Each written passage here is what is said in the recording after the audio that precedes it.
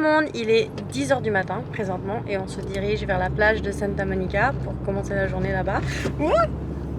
Je voulais vous montrer, j'ai fait 2 smoothies avant de partir et en fait dedans il y a juste banane, framboise, des myrtilles, du lait d'avoine et puis du beurre d'amande et un peu de poudre verte. En anglais c'est wheatgrass mais je sais plus c'est quoi le nom en français, en tout cas c'est une poudre verte. J'ai mis ça dans des bouteilles qu'on trouve dans un magasin ici quand on achète leur jus, donc je les garde parce que c'est super pratique. Puis là on va aller donc prendre notre petit déjeuner sur la plage et aussi plus profiter du beau temps et se promener un peu là-bas.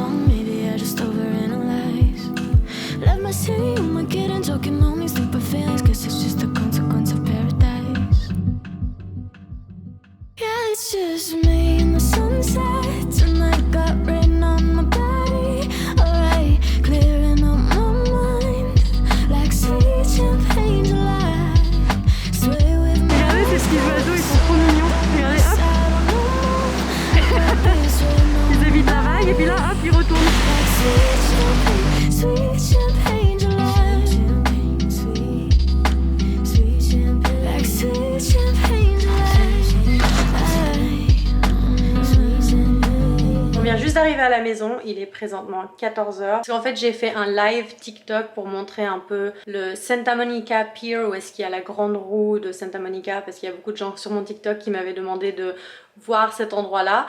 Donc ça nous a pris un peu de temps et puis juste de marcher jusqu'à là-bas et de revenir, on a marché peut-être 1 h 30 je crois. On a été à Whole Foods pour faire les courses pour la semaine et ensuite on a mangé de la pizza dans la voiture parce qu'on avait trop faim pour attendre d'arriver à la maison. C'était une pizza 100% vegan au fromage qu'ils font sur place à Whole Foods. Elle est vraiment bonne. Par contre, c'est super bourratif et c'est des parts gigantesques. Sur ce, je vais vous montrer tout ce qu'on a acheté pour que vous puissiez avoir une idée de qu'est-ce qu'on mange ici en tant que vegan à Los Angeles. Et aussi, vous allez pouvoir voir ici toutes les options qu'il y a au niveau substitut de viande et substitut de fromage. Il y a vraiment tellement de choses.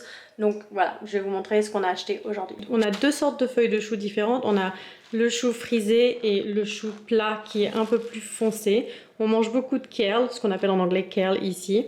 Ici on a une simple laitue, on a du brocoli. Ça c'est un mix de bébé laitue qui s'appelle. Ensuite on a des bébés épinards. Ça je m'en sers surtout pour les smoothies. On a une tomate, alors je sais plus le nom de cette tomate là mais j'aime bien celle-là. Des fois je m'en sers pour les toasts d'avocat. Un poivron rouge qui est quand même assez gros. De l'ail, des patates douces, un oignon rouge, différentes sortes de pommes de terre. Ça c'est des mini pommes de terre tricolores et on a ces pommes de terre, ce qu'on appelle finger, ou ils appellent ça Russian banana organic fingerling potatoes. Finger qu'on appelle parce qu'elles sont un peu plus en longueur et minces. Un oignon jaune, concombre et courgette. On a des bananes, il n'y avait pas plus jaune que ça malheureusement, elles sont vraiment vertes, mais heureusement on en a déjà qui sont prêtes à manger. Ici c'est des oranges à jus. Ça c'est des pommes, ce qu'on appelle Pink Lady, je sais pas comment ça s'appelle en France. Des petits pois congelés, des tomates cerises. On a acheté de la spiruline d'Hawaï, ça c'est très bon, c'est une source de protéines complète. Ensuite on a de la sauce tomate basilic. On a de la choucroute crue qui est très bon pour la digestion, donc c'est une source de probiotiques. Ensuite on a trouvé un pesto rosso qui est vegan et sans gluten. J'ai aussi acheté du vinaigre de vin rouge. Ça c'est un remplacement d'œufs, c'est vraiment comme des œufs liquides qui sont déjà frappés et c'est bon pour faire des œufs brouillés ou j'utilise même ça pour faire des quiches, c'est super.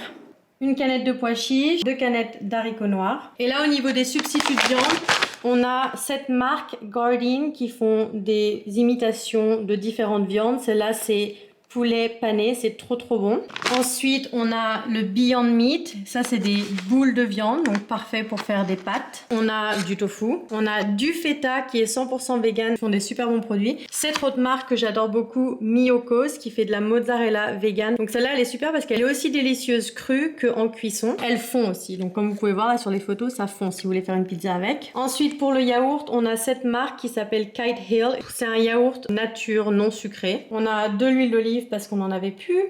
Et puis là, 365, c'est la marque de Whole Foods, donc les produits sont un peu moins chers. C'est la marque du magasin. Des pépites de chocolat pour faire des petits desserts.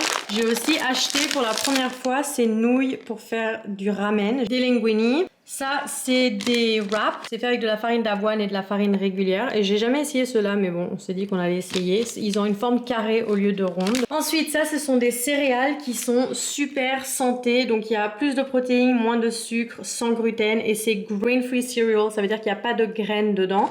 C'est fait avec des pois chiches, du tapioca, de la protéine de pois, du sucre de canne, du cacao, parfum naturel, sel et du monk fruit qui est un remplacement de sucre 100% naturel sans calories. Et ensuite on a du kombucha, on est des grands fans de kombucha, cette marque elle est trop bonne. Donc celui-là il est trop bon, on l'a déjà goûté, ça s'appelle Ginger Boost et c'est avec gingembre, citronnelle et menthe. Et celui-là c'est nouveau, je l'avais jamais goûté, c'est Rose Bliss et c'est rose plus thé blanc.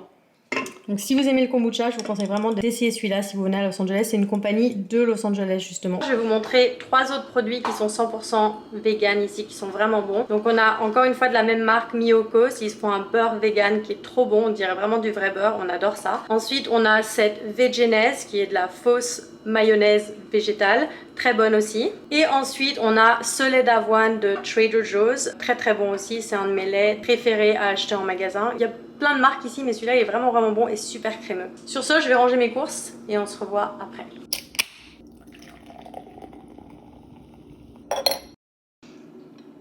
Trop bon, je le recommande aussi celui-là.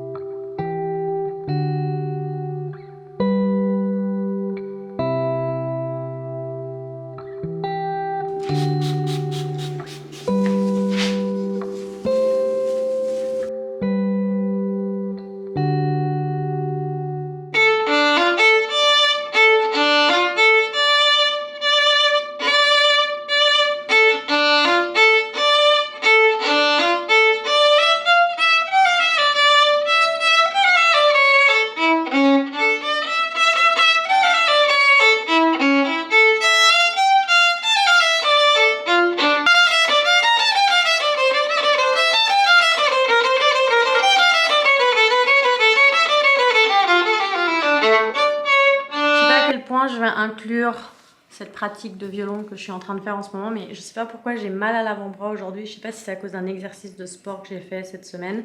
D'habitude j'ai pas de problème de tendinite ou trucs comme ça, mais je peux pas pratiquer à ma vraie capacité parce que les passages que je veux pratiquer c'est surtout des trucs avec double corde, donc j'ai 2 doigts sur 2 cordes différentes et généralement ça travaille beaucoup le muscle de l'avant-bras et là ça fait trop mal. Donc je suis en train de juste un peu jouer mais pas vraiment travailler sur ce que je dois faire. Mais en tout cas.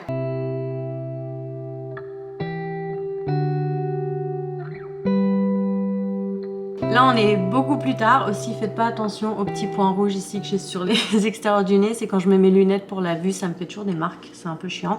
Mais là il est 10h29 du soir et en gros ma grand-mère vient de partir parce qu'elle vient tous les soirs ici pour regarder un film juste ces dernières semaines parce qu'elle veut voir les films qu'elle peut pas voir pour les Golden Globes. Je sais pas si vous connaissez en France, mais c'est nomination pour les séries autant que les films, mais comme elle a pas tout ce qui est Netflix, Hulu, HBO et que nous on a pas mal de ces chaînes là et qu'il y a des trucs qu'on peut aussi acheter, elle vient les regarder ici comme elle peut pas les regarder chez elle. Donc aujourd'hui on a regardé un film sur Netflix, c'était vraiment bien. Pour la salade, je voulais juste vous dire, j'ai fait une salade super basique.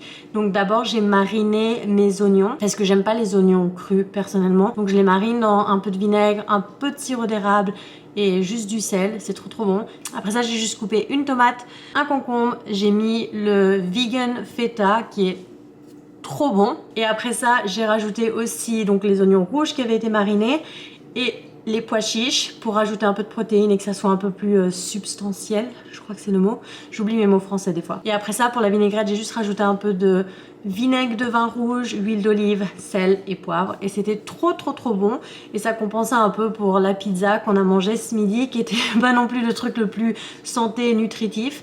Donc voilà, c'était vraiment délicieux. Et maintenant je vais préparer mon jus de céleri pour demain matin. Moi j'aime pas le faire le jour même, quand il faut que je le fasse le jour même j'ai tendance à pas le faire. Donc j'ai broyer dans mon blender le céleri. Maintenant vous voulez mettre donc je sais plus comment ça s'appelle, mais le filet au-dessus de ce pot en verre ou peu importe ce que vous avez. Après ça on a juste à transférer. Ici tout ce que vous avez à faire c'est presser pour sortir tout le jus.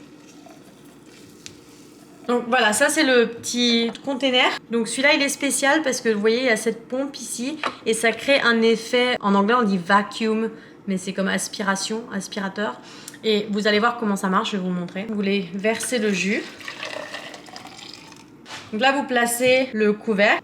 Donc ici cette petite pompe ça va bloquer le haut vraiment bien pour pas qu'il y ait de contact avec l'air. Donc vous voyez ici ça fait juste s'enlever. Placez ça et vous le pompez juste 5 fois. En fait le but de ça c'est que quand on fait du jus frais, la minute qu'il rentre en contact avec de l'air, ça commence à s'oxyder. Le plus longtemps que c'est en contact avec l'air, le plus ça s'oxydise et aussi ça perd de la valeur nutritive. Donc quand on a quelque chose comme ça, ça permet de préserver le jus plus longtemps sans perdre sa valeur nutritive. Ce qui est super parce que comme je vous ai dit, je préfère faire ça la veille, comme ça le matin j'ai juste à me verser un verre et j'ai pas à faire tout le processus, même si c'est assez rapide. Le matin des fois on n'a pas trop envie. Surtout qu'il faut attendre 20 minutes après avoir bu le jus pour pouvoir manger ou consommer quelque chose d'autre. Donc si en plus je dois faire le jus, ça prend plus de temps. Donc là c'est direct, c'est fait et c'est bon. Évidemment, il faut mettre ça au frigo et puis voilà.